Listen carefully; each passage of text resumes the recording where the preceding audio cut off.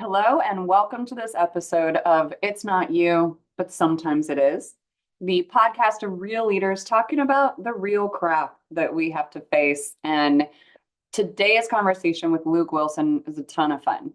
He and I ended up really cracking up about some of the dysfunction that we faced as leaders, and he's gained a lot of wisdom. I loved his insights and his use of humor. We were laughing our butts off. So I hope you really enjoy this. I think you will.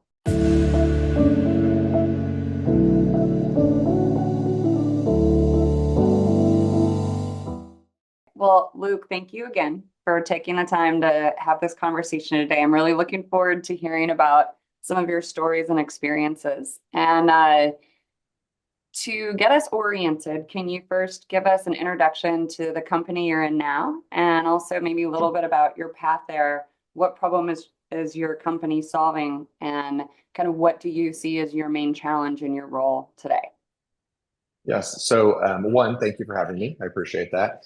The current company that I am in is Signpost. Our name means nothing to what we do, which is fantastic, like many other things, right? It's a complete branding concern. But we solve communication concerns for small to medium business entrepreneurs, primarily in the home service space, but we have a lot of different, professional services, et cetera, that have the same concern.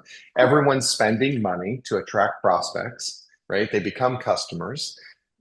Most SMB entrepreneurs are horrible at follow up, so they don't re-engage the customers unless there's a problem, right? Because they're the ones busy doing the work, right? If you think about it, if I'm an HVAC contractor, I'm doing the work. I'm not trying to be on the phone all day. I'm trying to get the work done, right? And on prospects, I'm paying for leads everywhere, but I'm horrible at getting to them, right? Because I'm doing the job and I can't Right. answer the phone and I can't. And then there's all this technology out there, and quite candidly, it's all built for someone to use, and none of it can you understand, right? So we at Signpost made sure that we are maniacally focused on one thing, and it's communication. We solve communication.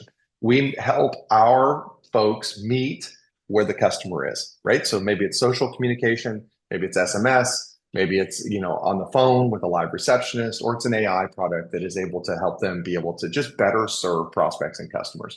And the second part of your question was like the path here. I am the byproduct of two immigrant families coming here building businesses. I was very involved in the SMB space as a child and then on into my adult life. Very passionate about the retail automobile business. That's what I was raised up in. And then I've had the benefit of just being able to stay in great service or software that serves SMBs. So a lot of founders, a lot of folks that I've worked with that were very passionate about that. It's not hard for me to get energized about it because at the core, I don't think I would have anything in my life if it wasn't for SMB focus, right? So that's kind of the path here at a high level. Awesome. Awesome. Very interesting. So what, and I'm just going to dive into a hard question, Luke. So Yeah, here we go. All yeah, right. go. So Let's go. tell me about one of the hardest things that you have had to overcome in this company or previous company. You've been in executive roles for many years. Yes. And so something really difficult that you've had to overcome, and what do you think allowed you to overcome it? Sure. So I'll answer it very almost like with an analogy, right? And then I think we can dive into it. But I think the hardest thing to overcome in any role is ego. In ego ruins all good things. My grandfather had a seventh grade education. He was not academically the most intelligent person, but he had emotional intelligence. The guy could out hustle anyone, and he knew how to connect with people, right? And he used to always say, ego ruins all good things. And there's two types of ego, right? There's the ego of the gentleman like myself that's 6'4". You walk into a room, you're big as life. I've got this. Everybody's like, God, that guy has a lot of ego, right? Like that. Everybody understands that. We see that. The other ego that I believe is my hardest challenge in life Mhm. is the ego of people not wanting others to know that they don't know what they're doing or Right. they don't know how to be successful. And so then they build these barriers and blockers and like, no, I'm okay. I'm okay. I'm okay. Hey, I'm really busy over here. I'm working 100 hours a week. I'm really busy over here. And you're trying to help. You're trying to break through, but that ego is a barrier.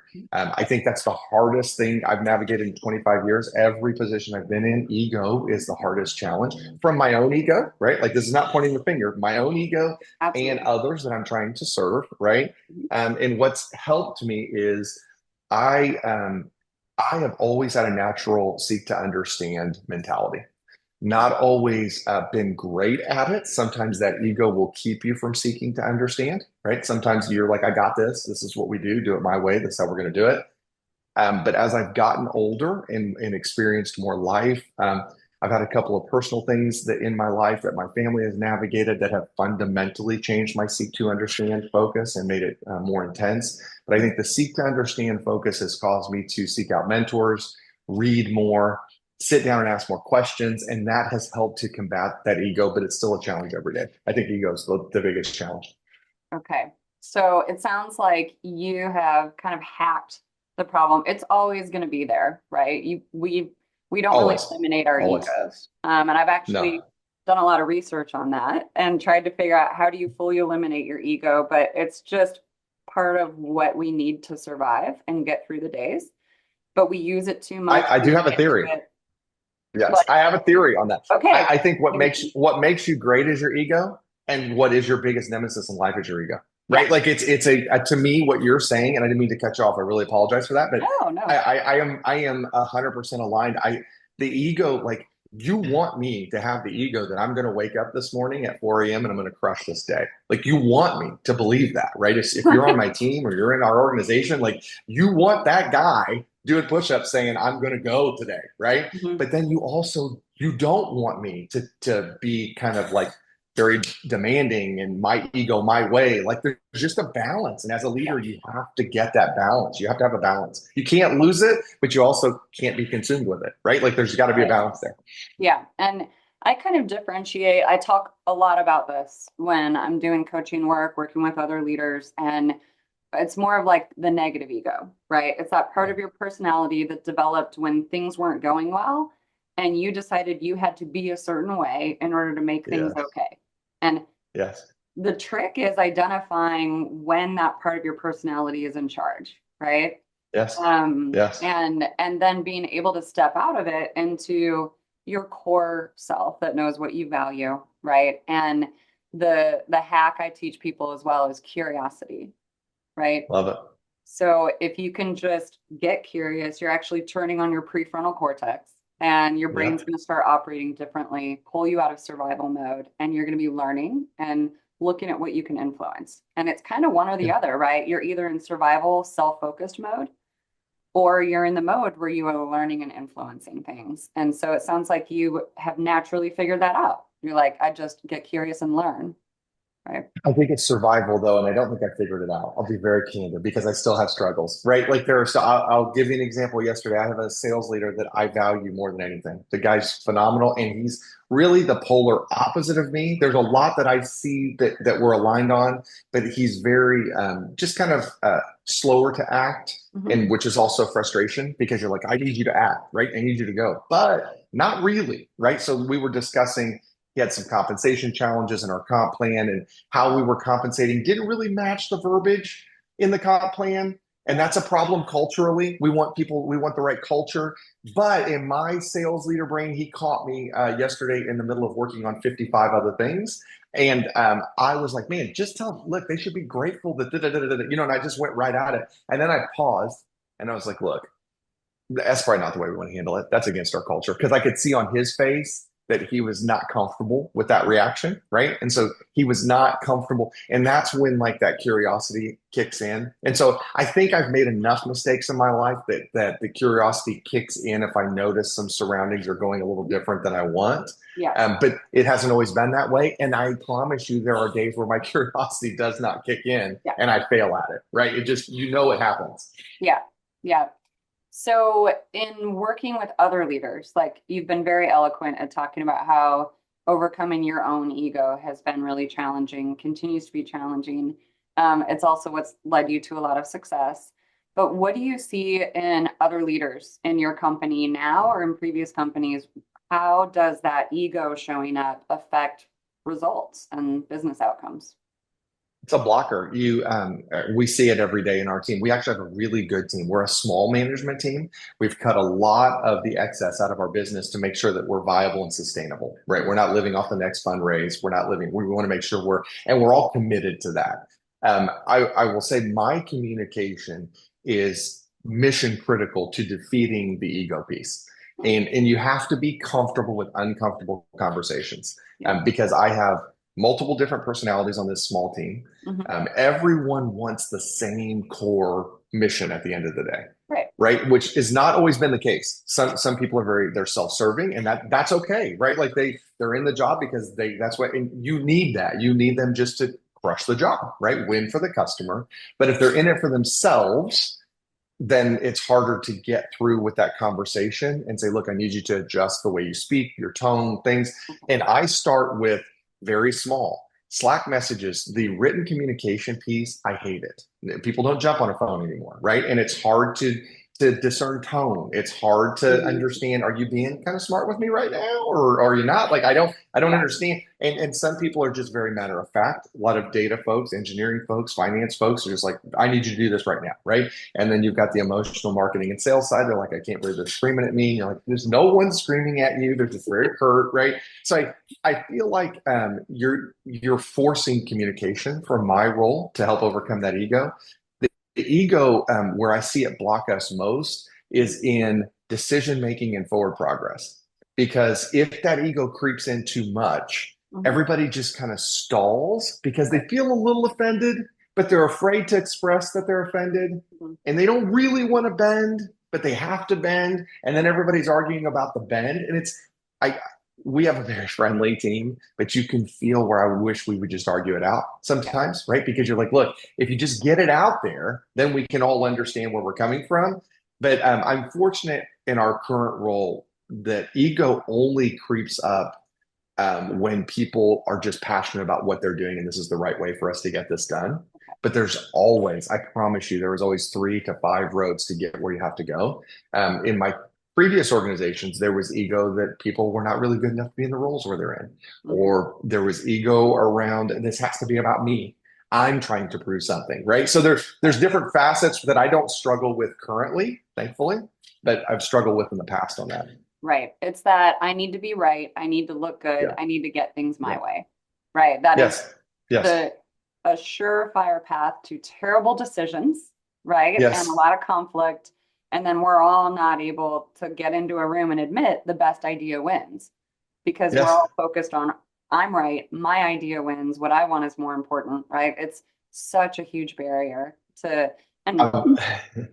yes, I was working with someone where we have different dynamics in our organization. In our organization, when the humans that I'm working to negotiate with, it was stated to me, this person plays a zero-sum game. There is no, it is either this or it is this. There is no negotiation to meet in the middle. My Mediterranean background is everything is a negotiation and everybody meets in the middle. I'm not playing a zero-sum game. I want a little bit, you want a little bit, and that's the fun of it. That's where we get, right? Yeah. It summed a lot up for me with what we're talking about when it was described that this person plays a zero-sum game. You can't win the negotiation Right. because it's a zero-sum game. There's no, and that was it. It was an aha moment for me where I'm like, there's a lot of people in this world that play zero-sum game. There's no, I'm right. So I either lose or I win. There's no middle, right? And Right. I think that's a big blocker. And they say that everything we really needed to know we learned in kindergarten, right? It's like Yeah, I would see you that. Yeah. can't be win lose. It's just not going to work, No, right? You've just got to have that no. win-win attitude, and it's it's so simple, but it's so hard to Yeah. do, especially when there's a lot of Yeah. ego in the way. And I agree. yeah, so I wanted to ask you, you know that old saying, culture eats strategy for breakfast, right? And Correct. I've I actually experienced believe this. that. Yeah. And so, do you have examples of that in your experience? But also, how have you shaped a culture so it actually works for your strategy and protects against some of the ego we've been talking about? I've always had the same cultural strategy. Okay. We serve our customer. Doesn't matter if you're enterprise, doesn't matter if you're SMB. I believe it is easier at the SMB level because I literally can take you, go get a cup of coffee, get lunch, go to the dry cleaners and say, look at this person. This person, I use this example all the time. We did this at Main Street Hub, one of the organizations. We were completely customer centric, and it was because of our founders. Our founders, another company I worked with was Home Base. That founder, John Waldman, is maniacally focused on the customer. And it's refreshing because then the culture follows that, right? But that we would always say this is a person that took their last $5,000 or they took 5 grand off a credit card and they said, I fundamentally can do this better than someone else and I'm going to start a business. Mhm. That person is who we serve. They're not multimillionaires. They're not conglomerates. They are humans with kids in your community, trying to grind it out, right? And so you can paint this visual of who we serve. But I believe culture does eat strategy because we've had some of the best strategies in the world with poor culture, and you don't ever execute. You never get it done because you're not singularly focused. And for me, in my world, I would never tell someone else what they need their culture to be. But for me, in our world, we have a culture of seek to understand. We have a culture of always be coachable, and we have a culture of bias towards action, right? So like, and the last piece would be reverence towards local business, right? So reverence towards that SMB space. So when you have that as your culture, right? When you show reverence is a big word. It's not just like, hey, we support. Reverence means you actually like, you adore and admire what you're serving, right? But that with a bias towards action, with the communication piece and respect piece that's in there, like that keeps the focus off of us, or it has a North Star where when that focus does index a little far to us, you can reference back the North Star and get it off the eye. Love it. That's a perfect example of being really intentional about the culture and how it will serve your mission. And Yes. y'all are doggedly out there trying to help these small business owners. And we know that 95% of businesses fail, right? Correct. And so because of your company, right, you're providing a safety net and some momentum for them. And Yes. I love that reverence for local business. I cannot take credit for that because that is 100% of Matt Stewart at Main Street Hub and Andrew Allison at Main Street Hub. It's a reverence. They would always, and the word reverence always caught me because I'm like, oh, that's way bigger than serving, right? Like reverence, you adore, you hold in a high esteem, and that will actually get people excited, right? They can rally behind that. Love it. Well, so you were talking about culture eating strategy. Our culture ate strategy all day long at Main Street Hub because we didn't pay the most. We did not have a sexy product. We had it was very hard to sell, right? But yet we had a group of hundreds of sales reps across New York, Austin, started out LA and San Francisco as well. Hundreds of people who believed in the mission, right? We believed in the culture, and that was the most important piece. So it did eat strategy all day long. That's awesome. Okay, so I have maybe a weird question for you. Okay. But you have led a lot of other leaders in your career, right? And I have to say that a lot of people will tell you that sometimes sales people make really bad leaders. Yeah, not sometimes, all the time they make really bad leaders. Yes. Because I am a career salesperson. Yes. Yeah. So what makes you win in a sales role of that competitiveness, that win-lose, right? Some of that grit, some of that negative ego will be the thing that kills you in a leadership role, right? So what do you think makes a bad boss?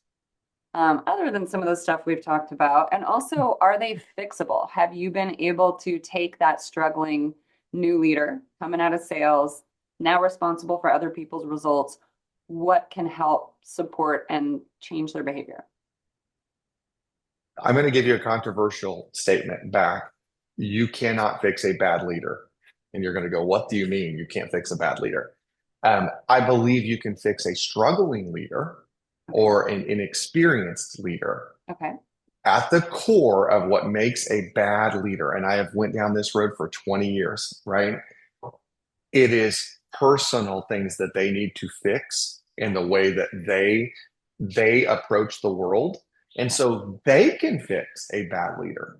You cannot fix a bad leader. Right. And oftentimes, as a leader leading a leader, you spend way too much time trying to fix a bad leader so I always tell people this. I've hired thousands. It's like the 7 degrees of Kevin Bacon in the city of Austin around the SaaS world, right? Somebody has worked for me at one point in time. I was out at a function last night. And I'm like, hey, that guy was a sales rep for me like 10 years ago. I remember that guy, right? And you're just like, this is hilarious. But when when you're trying to do this, you are way more successful in sitting down and just saying, look, here's what you have to fix before I can ever start helping you. Right. And we leaders who lead leaders, that's too hard of a conversation. That's really contentious and they don't want to have it. And so my thing I always said was 50% of the people I hired, if I called them today and said, would you come to work for me? They would hit me with a bus. The other 50% would come to work with me like immediately. Like I pick up the phone and they're here. And it's for the same reason. They know they're going to get very candid inputs. I am going to listen. I am there. I'm very open-minded. I will adjust, but I am 100% going to be candid with you on whether you need to fix it or I need to fix it. Yeah. And so to answer your question, circle all the way back, I can't fix a bad leader. I can help a struggling leader. I can help a challenged leader who is like, hey, I need help, right? But if you don't think you need help, I can't fix a bad leader. Does that make sense at all? I used to struggle with this because I am a pet project person. And I'm like, I was that sales guy. I was that guy who was so ego driven and like, but a lot of things forced me to change. I didn't change. For instance, I lost one of my sons at 17 years old. He passed away in a car accident on the way to school. That forces you to no longer be an I person, right? Because when you're in that situation, you have to focus on everybody else who needs your support. As a husband, as a father, as a person, like you have to be the person. You don't get to do your grief right now. You're going to do that a year down the road or 2 years down the road. You have to support everybody else who was also equally impacted. Those triggers like that force you to change. That's the piece where you have to connect with that leader and figure out what inside of you makes you want to change to be better. And I know we went kind of off topic there, but I don't believe you can fix a bad leader. I believe they fundamentally have to know they need fixed and want to do the work on their own too. They have to put the work in. Right. They have to actually care. 100%. Or like, I think sometimes too, I have one that stands out to me that I've known for 20 years. He fundamentally doesn't believe that what everyone else is saying is accurate about the way he leads. Right. And you're just like, I literally have worked with you 19 times. I'm telling you, like, this is the truth. They're not making this up, right? But until he believes, he's a great guy, great human, but he doesn't believe, and he has that gap where he'll never fix it because he just doesn't believe. Right. Yeah. And he doesn't care about being a good leader to those people. No. He's like, well, I would also, I'm going to push one more on this. He actually thinks he is a good leader. He thinks in his mind, right? And it's not just him. I don't want to just isolate him. There are hundreds of thousands of leaders out there that fundamentally believe they're good leaders and they don't understand why they can't achieve success. Or the worst, which is the Austin tech scene from the last 20 years. They're a byproduct of luck, time, fortune, and circumstance. And so they think they're great leaders, but really it was just timing. It was timing. That was the only reason your business blew up. That was the only reason people stayed because they made a lot of money. They didn't stay because they liked you. Like there's pieces that you all have to be very candid about and realize, okay, it's not 100% me here, right? Like this is also some timing. Yeah, totally. And I'm really identifying with what you're saying as someone who has helped a lot of people to become aware of, I have a pattern of behavior. I'm getting feedback on a pattern, even though I refuse to admit, right? It's like, do you care about that perception and being able to be what they need you to be? Do you care or not? Right. Fantastic. My challenge to leaders would also be something I have struggled with for a long time is the rationalization of the feedback. So I'm getting feedback that I'm a bull in the china shop. That was my sales leader feedback I got all the time. As a director of sales or VP of sales, you're a bull in the china shop. My rationalization was, because I get stuff done and everybody else is lazy. That's why you think I'm a bull in the china shop, right? So what I was being given this feedback that if I would have dove into it, probably would have helped me be a better leader. Mm-hmm. But I justified it because I always had the fortune of being a very successful quota attainer, right? So like to your point about sales being hard on leaders, if I hit my number, it doesn't matter if I'm a good leader.